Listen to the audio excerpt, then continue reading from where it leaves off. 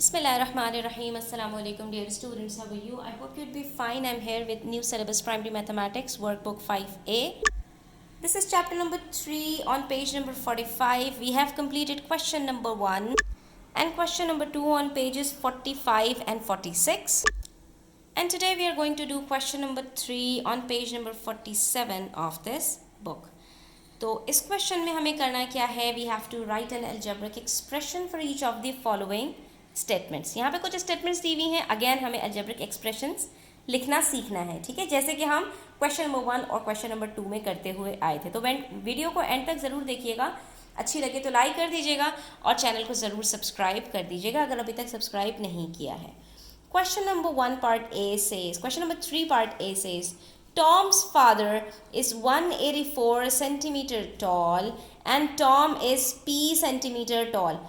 Tom की height ये है, Tom के फादर की हाइट ये है. Tom is shorter than his father. Tom अपने फादर से छोटा है, ठीक है. हमें Tom की हाइट नहीं पता, लेकिन ये पता है कि Tom की हाइट कम है अपने फादर की हाइट से, यानी 184 से कम है.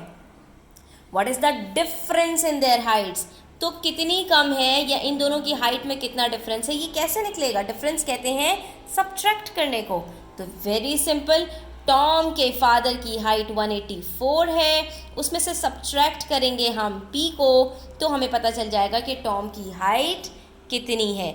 यहाँ पर आप p माइनस 184 नहीं कर सकते. वजह उसकी ये है क्योंकि हमें ये बताया है कि p यानी टॉम की हाइट कम है उसके फादर की हाइट से, यानी 184 से कम है. और हम जब सब्ट्रैक्शन करते हैं तो जो बड़ा नंबर है वो पहले लिखते हैं, इसलिए हमारी यहाँ पर जो अलजेब्रिक एक्सप्रेशन है that would be 184 minus p.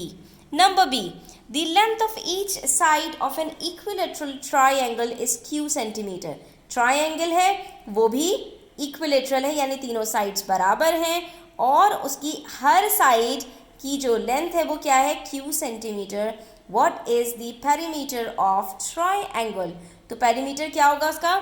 p से हम डिनोट कर देते हैं पेरीमीटर ऑफ ट्राइंगल को, वो बराबर हो जाएगा 3 into q centimetre, that is p is equals to 3q. यानी इसका जो पेरीमीटर है वो बराबर होगा 3 इंटू q सेंटीमीटर के, क्योंकि एक साइड q है और इक्विलेटरल ट्राइंगल है जिसमें हमें पता है कि तीनों साइड्स बराबर होते हैं. तो हमारे पास अगर हम उसको 3 से मल्टीप्लाई कर देंगे तो हमें उसका पेरीमीटर पता चल जाएगा, क्योंकि हमें पेरीमीटर का फॉर्मूला भी पता है कि ट्राइंगल का पेरीमीटर कैसे निकलता है? तीनों साइड्स को ऐड कर देने से, ठीक है. उसके बाद next we have Junhao is r years old. How old will he be in 3 years time? Junhao की अभी एज r है, ठीक है.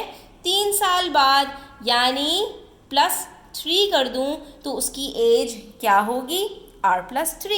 जो भी अभी एज है उसमें 3 years प्लस कर दूंगी तो हमारे पास जुनहाओ की 3 साल के बाद की जो एज है वो निकल आएगी, ठीक है.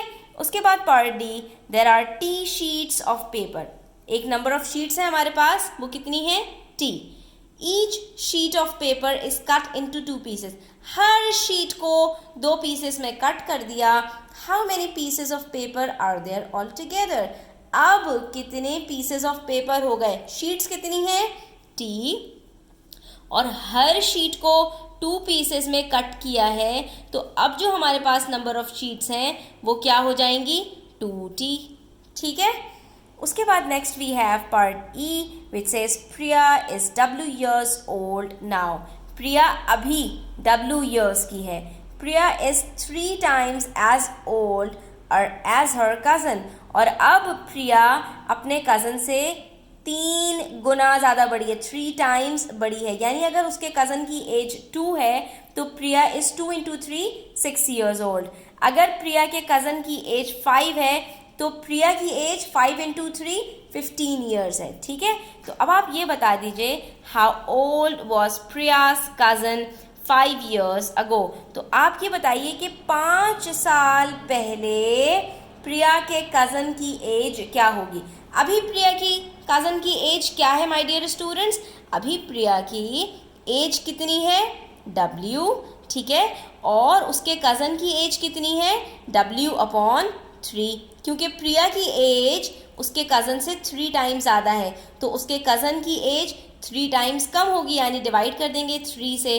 प्रिया की एज अगर 15 है तो उसको डिवाइड करेंगे 3 से, तो उसके कज़न की एज 5 है। अगर प्रिया की एज 9 है तो उसको डिवाइड करेंगे 3 से, तो उसके कज़न की एज 3 है। ठीक है, तो हम प्रिया की एज को जब 3 से डिवाइड करेंगे तो उसके कज़न की आज की एज पता चलेगी, लेकिन हमें कब की एज बतानी है, 5 साल पहले की। तो उसमें से हम सब्ट्रैक्ट कर देंगे 5 को, हमें पता चल जाएगा कि प्रिया के कज़न की एज 5 साल पहले कितनी थी। यहाँ पर हमारा क्वेश्चन नंबर 3 एंड होता है। स्टूडेंट्स, आपकी कोई भी क्वेरीज हो आप उसे कमेंट सेक्शन में पूछ सकते हैं। Thanks for watching the video. अपना बहुत ख्याल रखिएगा। अल्लाह हाफ़िज़।